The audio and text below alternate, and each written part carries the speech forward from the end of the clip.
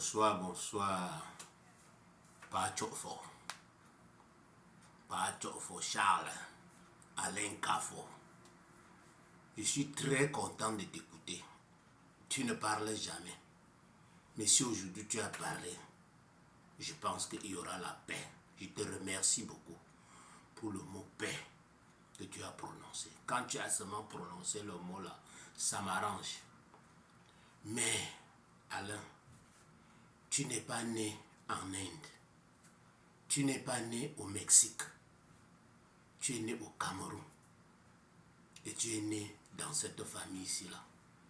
Et tu connais beaucoup de choses dans la famille de ton papa.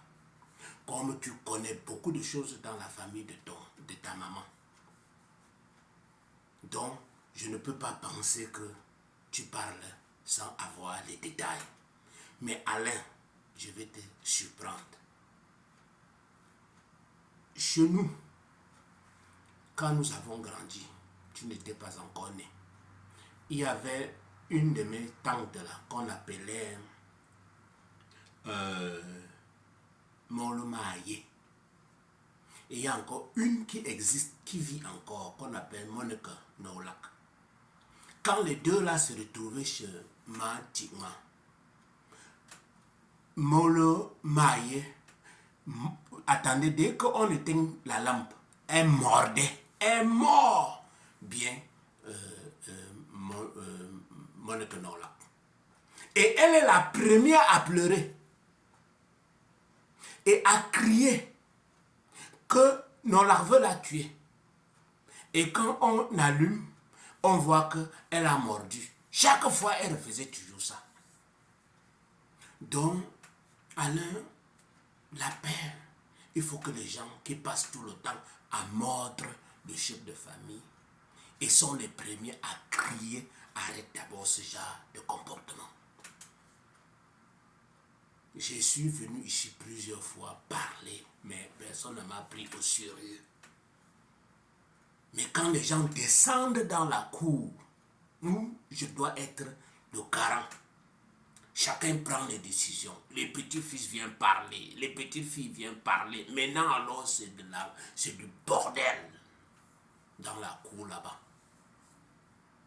Alain, quand quelqu'un te mord, toi, tu as mal.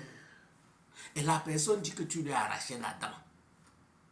Tu ne vas pas blesser les susceptibilités comment? Donc il y a des positions que les gens ont déjà prises pour les faire quitter sur ces mauvaises positions. Et on va blesser beaucoup de susceptibilités. Donc la situation est tellement compliquée. Alain, des personnes qui étaient censées me conseiller sont des personnes qui fabriquent des mensonges sur mon nom.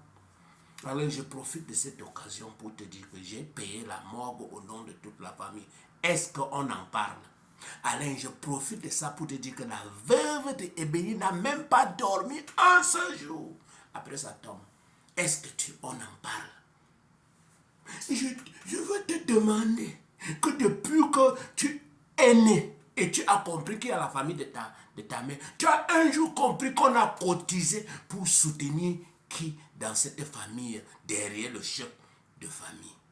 Ce que tu as dit qu'on peut me payer le billet d'avion, je viens au Cameroun 2 ou 3 fois là, c'est la bonne fois. Je suis un homme humble.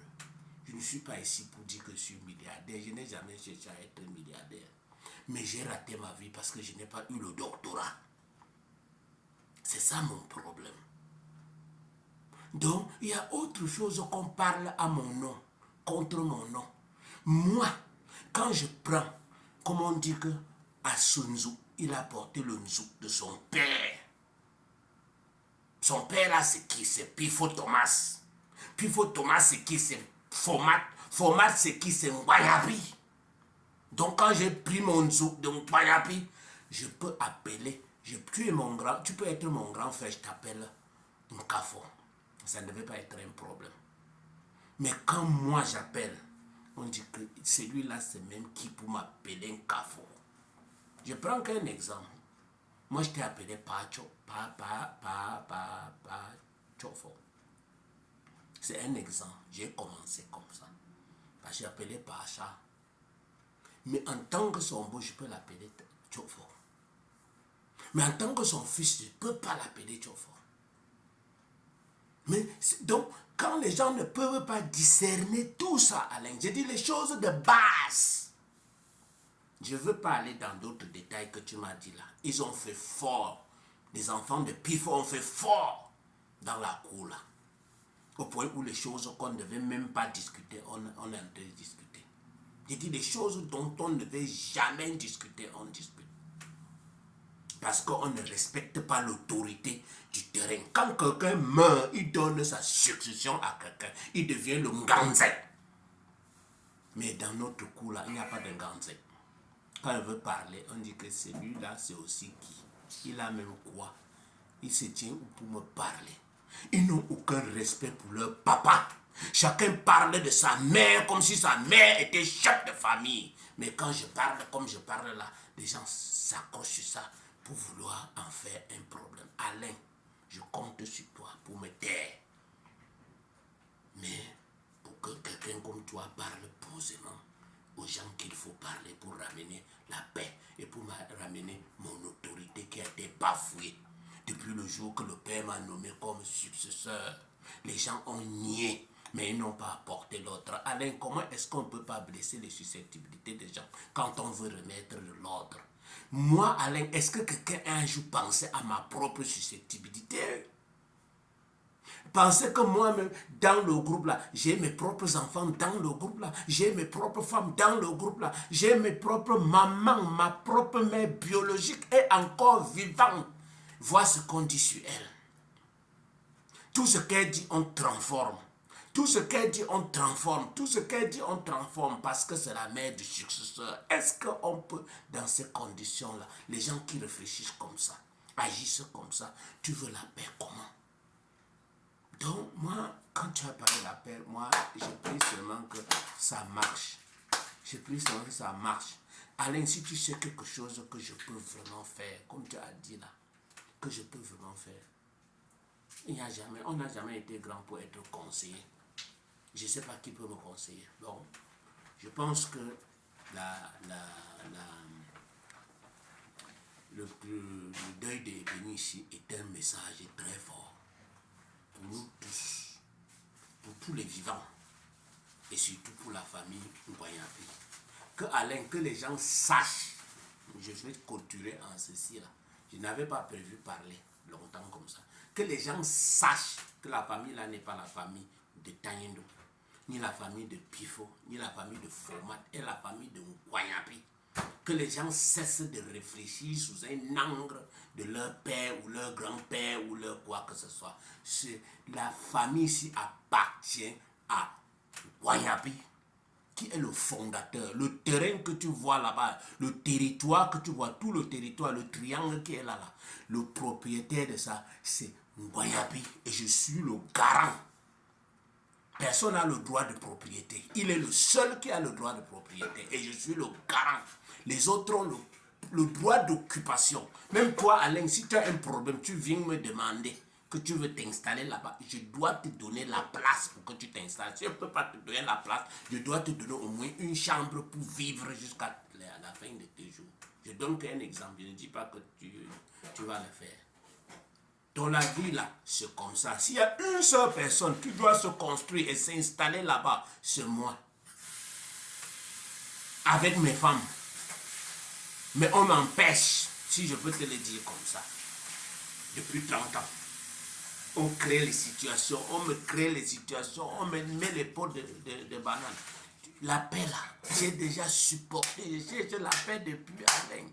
Même s'il faut même plus que je me construise pour que la paix soit là, je veux seulement arrêter de me construire.